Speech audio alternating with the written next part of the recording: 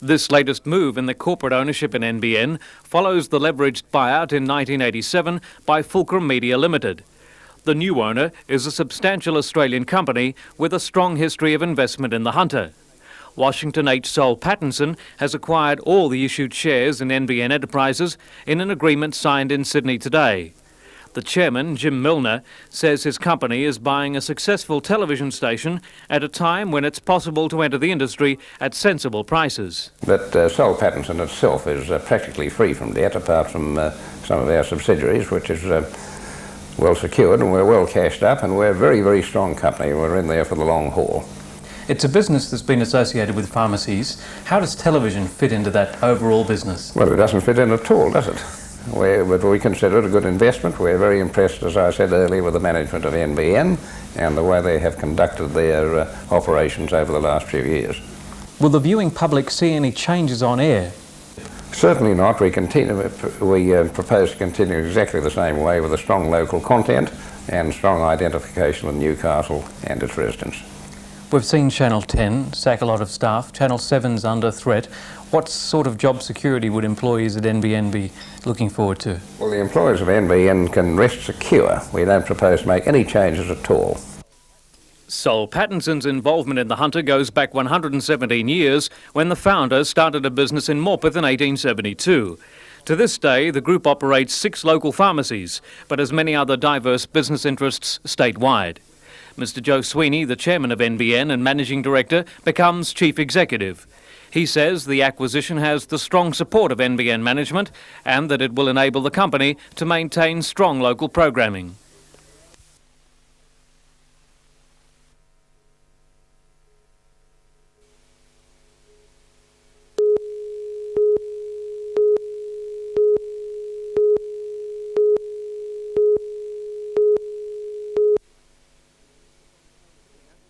For the youngster from Kulnura, it was supposed to be the highlight of his life, being crowned the new IBF World Junior Middleweight Champion, but at the end it was the Italian Rossi who was the unanimous victor.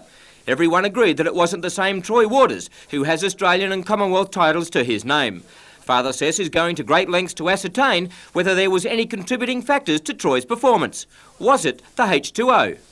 It was the first time that we've ever been given water. We usually get our own, and it was given to us, and that was highly suspicious. And in view of what happened on the evening, you know, with Troy's fights, I thought, well, I'll have to cover every aspect, and I've sent it away for analysis. But already they've found that Troy's got a virus infection in his blood. We don't know where he picked that up from, but that will be looked into as we go along. Many sceptics will add, however, that the testing being carried out is an excuse to cover up an uncharacteristic fight by Troy.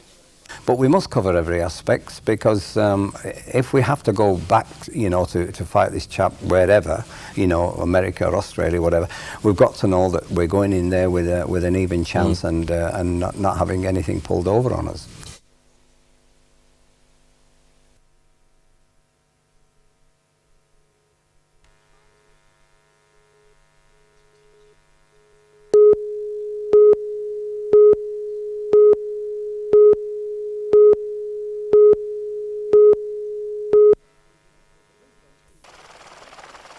The Brisbane is here for its regular 2-yearly overhaul, which will include a full hull inspection in 4Jack's floating dock.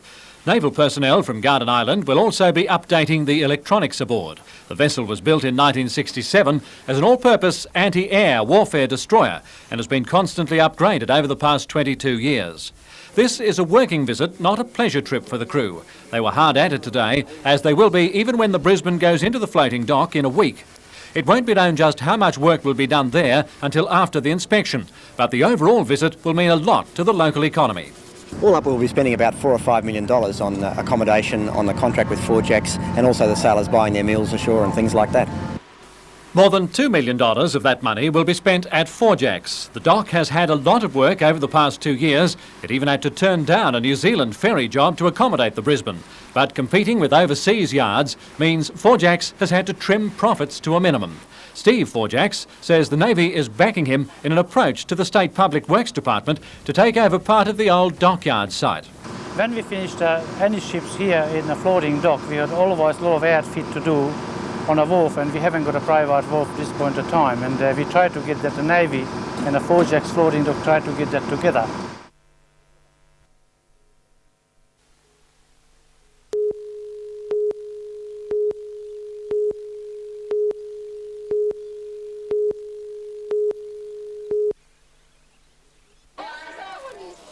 Office workers, for so many years claiming to have been the forgotten putters on Melbourne Cup Day, turned out in force today for the inaugural Clarendon Charity Stakes over 100 metres. Teams from local business houses, including the Westpac Bank, State Mines and the Taxation Office, all combined with jockeys and trusty steeds for the 100-metre dash from the Saloon Bar through the Public Bar into Hunter Street and back. The intensity is building up here in the Clarendon into the lead up at the main stakes race. And on the board here first we have Heartstarter from the Clarendon Hotel. They're locked in at 7-2. Get It Off from the GIO, one of the many entries from the GIO. They're locked in at evens. We then drop down to What's Work from the City Council. They're in at 100-1 and they are the complete outsiders. We also drop down to Never On Time, the State Rail Authority, and what an apt name that is. They started off at 60-1, they've now dropped down to 10-1, and I think they just might have the form on the board to take this one. We've seen that the overnight rain hasn't played too much havoc with the track, and it looks like we're in for a great race here, the Clarendon Stakes. The race transformed mild-mannered office girls and secretaries into whip-wielding terriers as they battled it out through the time trial series. In an absolute upset, lightweight Never On Time, sponsored by the State Rail Authority, forced a dead heat with all take from the Taxation Office. Race judges then called a time trial race off, with the Taxation Department setting off at a blinding pace. However, the day belonged to the SRA, who recorded a 17.9 second time for the dash.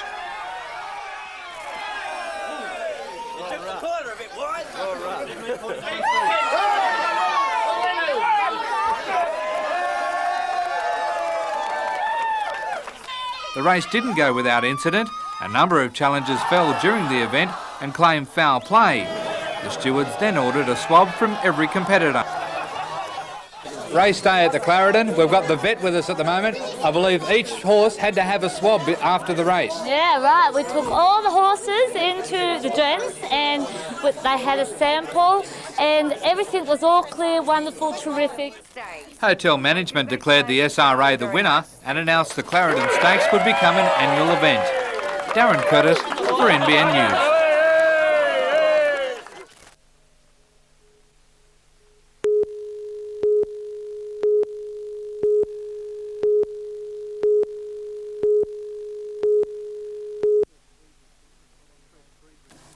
Chris Friedrichsen was well on the road to recovery today. The only reminders of his terrifying experience, a bandaged leg and a memory which he'll live with for years. I was swimming down the middle of the canal to my brother and something brushed past me and sliced my leg sort of, and it came back and bit me and tried to pull me under, but it didn't. The canals in the upmarket Mermaid Waters housing estate on the Gold Coast have long been a favourite swimming spot. The residents had always felt they were safe. It is, after all, more than 8 kilometres to the open sea. Today, however, there was no one in. Everyone knows the murky water could still conceal the 2-metre bronze whaler doctors assure attacked Chris. His father found the 10-year-old on the bank bleeding and rushed him to a private hospital. 108 stitches were needed to close the 8 gaping bites in his leg. Like many Gold Coast kids, Chris is a member of the Junior Lifesaving Club, but would never have believed his lesson from the week before could be needed so quickly. I didn't panic because I learnt that in nippers that you've got to don't panic and just swim to the shore. The doctors say Chris's leg will heal. What won't is his trust for the old swimming spot. Never want to swim in the canal again, but I'll definitely go back in the surf.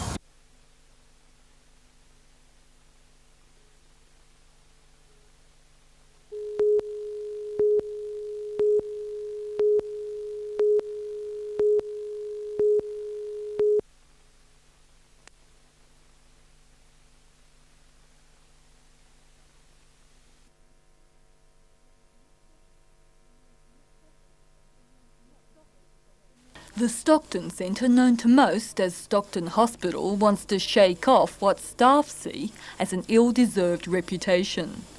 Gone are the locked wards and custodial attitudes of the old Stockton Mental Hospital. Gone too the veil of secrecy which once shrouded institutions for the mentally ill and developmentally disabled. But old prejudices die hard. It's somehow seen as a deep secret place, and that's not the way it is at all. It's a very open place. The Stockton Centre cares for 540 developmentally disabled residents. The youngest are cared for in Ward 19. To 30 multiply handicapped kids, this ward is home. They live here, they go to school from here, they come home overnight. At weekends they have normal leisure activities like other people do. Staff are quick to point out innovations like spa therapy. Most kids will spend 10 minutes here daily. Those that are able go to the Stockton Hospital School, run by the Department of Education. Classroom activities centre on physical and mental stimulation. Regular sessions like this help to loosen and stretch normally contracted muscles.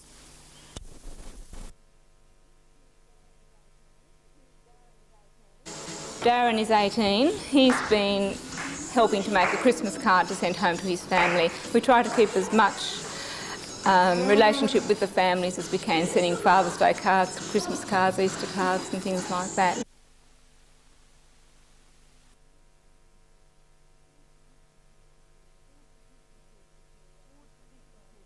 Ward 10 cares for geriatric and frail patients. In many ways, this ward is the Stockton Centre's showpiece. Unlike the older style communal wards, residents share twin rooms. The heat and the winds have spoiled most of the pretty flowers. There's still lots of smoke around. The bushfires have been bad. The road has been closed to traffic. There's too much smoke in the road. Is that a picture that you did in activities, is it? You did very, very well. You won't give up that thing.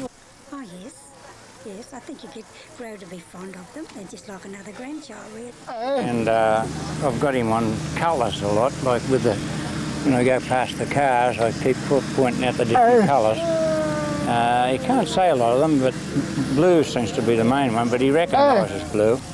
You know, like, now what colour's that, David? What's that? Blue. Blue, that's right. It's very hard. I find it hard to explain, but I just love him. The challenge for the Stockton Centre now lies in convincing the community that the bad old days are long past. Leslie Robinson, NBN News.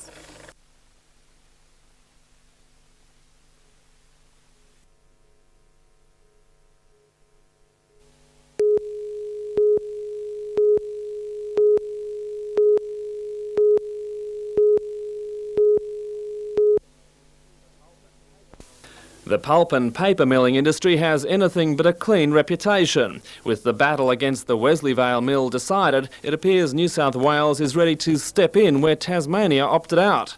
The state government's development department is recommending 2 mills, one in the south and one in the north. Newcastle, along with Grafton and Kempsey, is seen as a prospective site for the northern mill.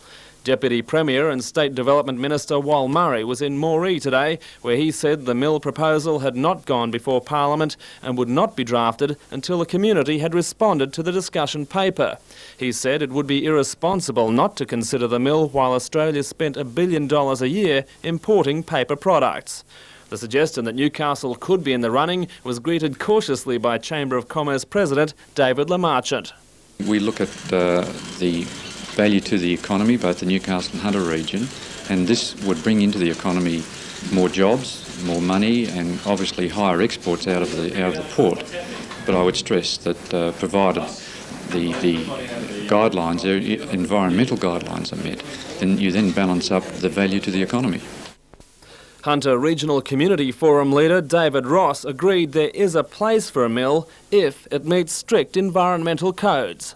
Well, we're very concerned that the technology of the mill apparently is the same as Wesleyvale in Tasmania, which was rejected from both a scientific and environmental points of view. So we would be concerned about that. The details haven't been given out of what the technology would be in detail, as I say, apart from that. So we would be opposed to that proposal because it could mean chemicals in the harbour, etc.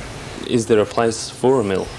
I think there's a possibility that is a possibility, provided that it fits into the environmental guidelines, guidelines that the Wesley Vale mill certainly didn't fit into, and if this is similar to that, then we would be opposed to it on those grounds. But if it does, if it can be brought into line, the technology can be brought into line, well then consideration should be given for support.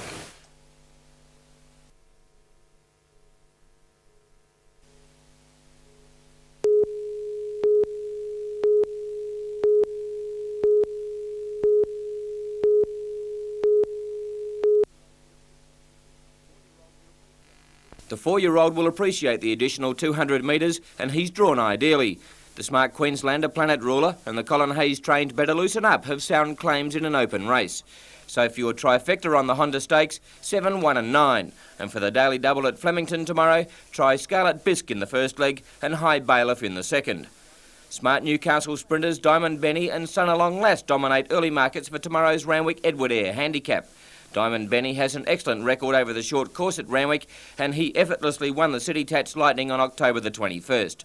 Sunalong Lass returned to racing with an easy Muswellbrook victory on Monday, and for third in your trifecta, put in Ravenstone. For the legs of the daily double, Gary Harley suggests you try Volcanic Prince in the first leg and Paris Pride in the second. Racing in Newcastle is at Broadmeadow tomorrow, and in the daily double, try Nullarbor Prince in the first leg, race 7, and On the Avenue in the second leg, race 8. For the trifecta, 3, 5 and 2, Nullarbor Prince to beat Spiritual Healer and Kiwi Kong. Maitland hosts a trots meeting tomorrow night, and our fearless tipster Gary Harley feels the Pecolban Breeze and Revy Cheval should fill the winner's circle for the daily double, while for the trifecta, 6, 10 and 7, Pecolban Breeze to beat Chasing Success and Nastasi.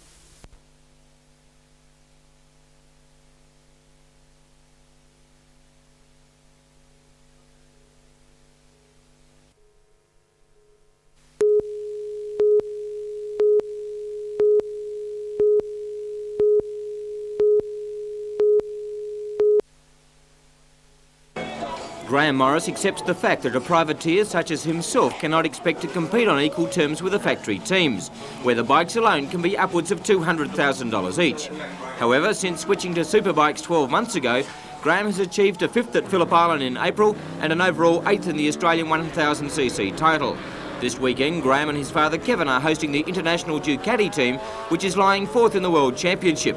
Being housed in the same area as a works team is a bonus for Morris. Oh, it's excellent being involved with the Ducati team because they're the most successful team, basically the fastest team put together this year and last season, so it's just magic to be around the guys. Headed by the former 500cc world champion Marco Lucanelli, Ducati must win here and in New Zealand to have a chance at this year's crown.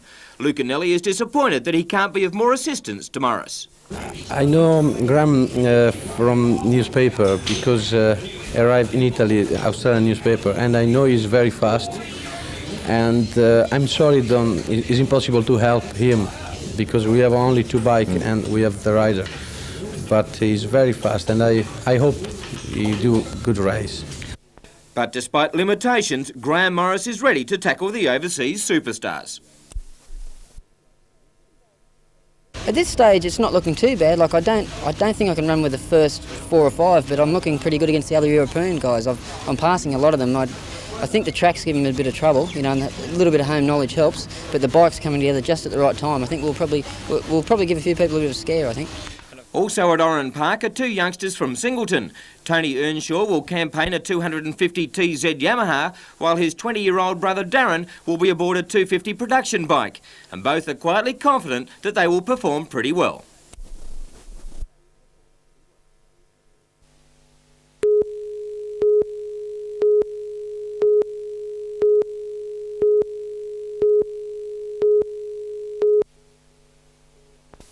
The formal announcement of the Sellers Group's commitment to the Newcastle Showground Trust to build a multi-million-dollar expo centre was made this afternoon. The proposed 5,500-seat exhibition centre will be similar to the individual halls of the Darling Harbour Centre.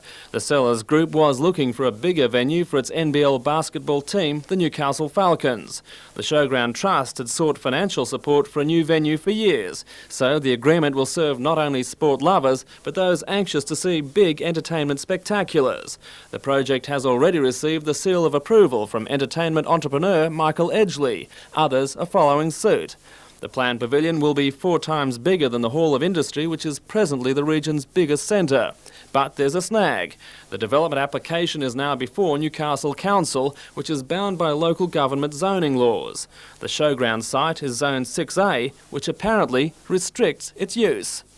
Only the other day, when we thought that we were nearly home, we've now found that there's a very technical issue, something that I find a little ludicrous, but nevertheless there is some ruling or some law that is being held that says that we as the Falcons cannot play basketball at the showgrounds because we provide entertainment for families and we have spectators. We're not allowed to provide entertainment for spectators on the Showground Trust, or for that matter it appears that the same regulations apply in the zoning to the ISC, so maybe the Knights have a similar problem. The sellers' groups say the issue will now have to be decided by the Lands and Environment Court, probably sometime next week. The issue has caught Lord Mayor of Newcastle, John McNaughton, off guard. He only found out about the zoning problem when he arrived at this afternoon's function. It's one of those grey areas where we don't want to approve it and then find that that was done incorrectly. Do you find yourself now in a position where you may wind up fighting a legal battle against something which you would, I suppose, obviously want? Oh, no, I don't see that, because it's not a legal battle that we would be fighting that way. And it's not a legal fight, it's a legal thing to get clarification. But we certainly want it. Yeah, we've been seeking shows like Torval and Dean and the Disney show, the Moscow Circus, the Bolshoi Ballet. We've wanted those large shows in Newcastle, and we get a few of them, but we don't get anywhere near the ones we would like. And this facility would supply that.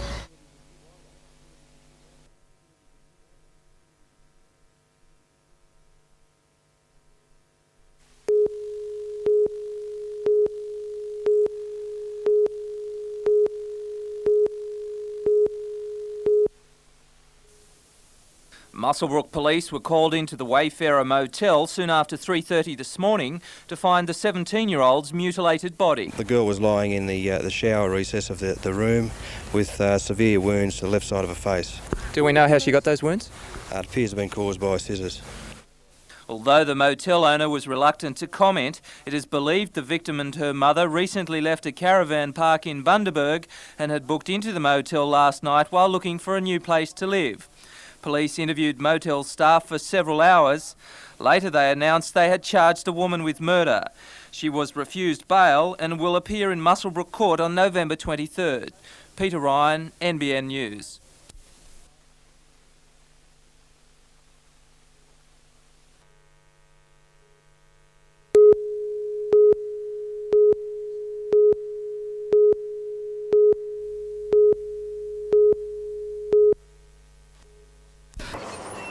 Miss Farrelly joined the Maitland Mercury in 1964 as an office clerk and worked her way up through the ranks to become news editor in 1979 and editor in 1981.